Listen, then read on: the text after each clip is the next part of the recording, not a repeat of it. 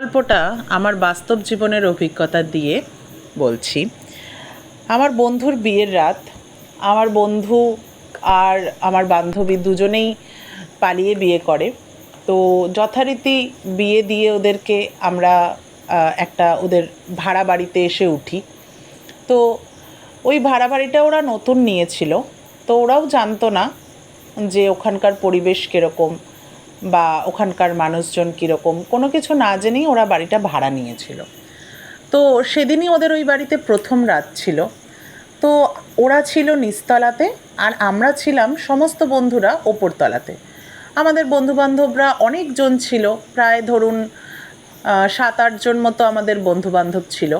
তো সবার জন্যই ওরা আলাদা আলাদা রুম সেপারেট করে দিয়েছিল। তো ওই দোতলাটা ওদের অ্যাকচুয়ালি ভাড়া হিসেবে ওরা নিয়েছিল যে আমরা থাকবো বলে, আর নিচতলাতে ছিল ওদের ফুলশয্যা। তো যথারীতি ওরা ওদের রুমে ঢুকে যায়, তারপরে আমরা সবাই মিলে অনেক রাত্রির পর্যন্ত আমরা হাসি ঠাট্টা করি, মজা করি, গল্প করি। তারপরে ওরাও শুতে চলে যায়, আমরাও যে যার ঘরে শুতে চলে যাই। তো এর মধ্যে বেশ গভীর রাত তখন। হঠাৎই আমি আমার দরজার সামনে কোনো পায়ের শব্দ শুনতে পাই। আমি আর আমার একটা বন্ধু আলোচনা করি, কিরে দরজার বাইরে কেউ দাঁড়িয়ে নাকি? তো আমার বন্ধু আমাকে বলে, না না, সবাই তো ঘুমিয়ে পড়েছে, তুই ভুল শুনেছিস। তখন আমি বললাম যে কি জানি, আমার কেন জানি না মনে হচ্ছে দরজার বাইরে দিয়ে কেউ একটা হাঁটা চলা করছে। আমার বন্ধু বলল, তাহলে হতে পারে, পাশের রুমে তো অনেকজন রয়েছে, ওরাই হয়তো কেউ উঠেছে। তখন আমি বললাম, হ্যাঁ হতে পারে হয়তো। তার ঠিক কিছুক্ষণ পরেই আমরা আওয়াজ পাই বাথরুমের কল থেকে অনেক জোরে জল পড়ছে।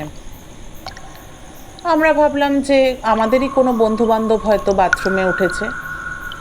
তো এই ভাবতে ভাবতে আমরা রাত্রিটা পার করে দিই। যথারীতি ভোর হয়। তো সকালবেলায় আমরা সবাই মিলে আবার এক হয়ে বসে যখন গল্প করছি আমরা, তখন আমি জিজ্ঞাসা করি, কিরে তোরা কি কেউ রাত্রে উঠেছিলিস? তখন আমার বন্ধুরা বলে, কই না তো, তোরা যখন শুতে গেলি আমরাও তো তখনই শুতে গেলাম, আমরা তো আর কেউ রাতে উঠিনি। আমি আর একটা বন্ধুকে জিজ্ঞাসা করি, কিরে তুই কি রাতে বাথরুমে গেছিলিস নাকি? তখন ও বলল, না আমিও তো ঘুমিয়ে পড়েছিলাম, আমিও তো রাতে বাথরুমে যাইনি। এবার ওরা আমাকে জিজ্ঞাসা করছে, কেন বলতো, কি হয়েছে? আমি বললাম, কালকে অনেক গভীর রাত্রে একটা পায়ের শব্দ শুনতে পেয়েছিলাম, তোরা কি কেউ পেয়েছিলিস? তখন ওরা বলল, না পায়ের শব্দ শুনতে পাইনি, তবে কালকে রাত্রে আমাদের সাথেও একটা অদ্ভুত ইনসিডেন্ট ঘটেছিল। আর একটা বন্ধু বলছে, হ্যাঁ আমারও তোদেরকে কিছু বলার আছে, আমাদের সাথেও কালকে রাত্রে আমাদের ঘরে একটা অদ্ভুত ইনসিডেন্ট ঘটেছিল। তো আমি তো আমার ঘটনাটা আপনাকে বললাম, এবার পরবর্তী পর্বে আপনারা জানতে পারবেন যে ওদের সাথে কী ঘটেছিল। জানতে হলে পরবর্তী পর্বে চোখ রাখুন।